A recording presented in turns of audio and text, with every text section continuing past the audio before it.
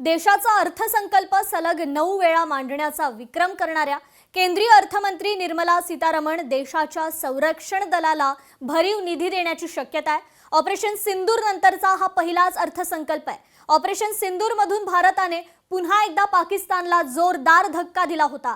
त्यामुळे या अर्थसंकल्पात संरक्षण दलाला अधिक सक्षम करण्यासाठी सरकारकडून संरक्षण मंत्रालयाच्या निधीमध्ये वाढ मिळण्याची शक्यता आहे। पाहूयात या संदर्भातील हा स्पेशल रिपोर्ट।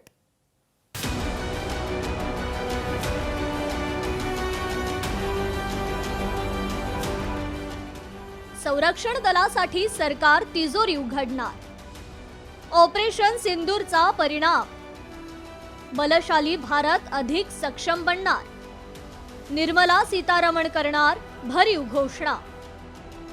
पुढील आठवड्यात देशाचा आर्थिक वर्ष 2026-27 चा सर्वसाधारण अर्थसंकल्प सादर केला जाणार आहे। वेगाने बदलणाऱ्या जागतिक परिस्थितीबाबत राजकीय नेतृत्व गंभीर असून संरक्षण निधी जीडीपीच्या 3% अधिक असू शकतो, असा अंदाज संरक्षण विषयक अभ्यासकांनी व्यक्त केलाय।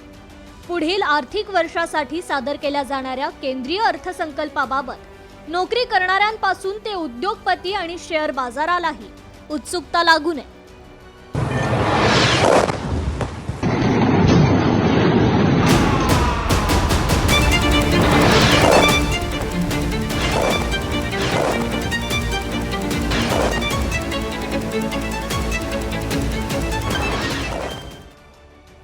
ऑपरेशन सिंदूर नंतरचा हा पहिलाच अर्थसंकल्प असेल।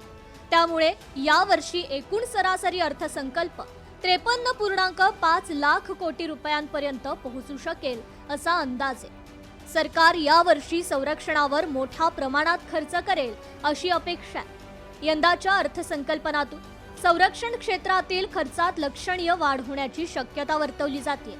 भारतीय सैन्यानं पाकिस्तान आणि पाकव्याप्त काश्मीर मधील दहशतवादी तळांवर हल्ला करत ऑपरेशन सिंदूर यशस्वी केलं होतं। यावेळी संरक्षण मंत्रालयाचं बजेट दुहेरी अंकी म्हणजेच 10% किंवा त्याहून अधिक वाढवलं जाऊ शकतं, असा अंदाज विश्लेषकांनी व्यक्त केला।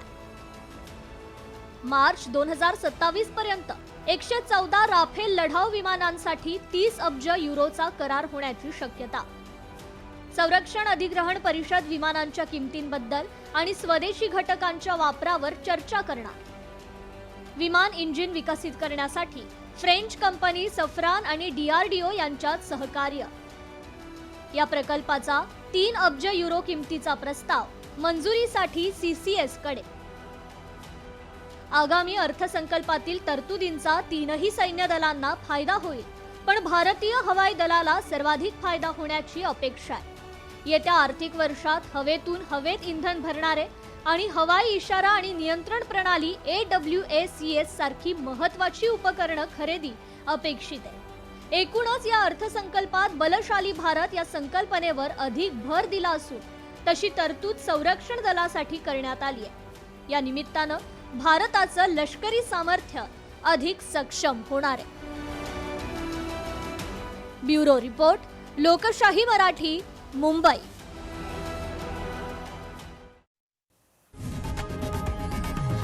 लोकशाही मराठी ऐका, पहा, जागरूक रहा।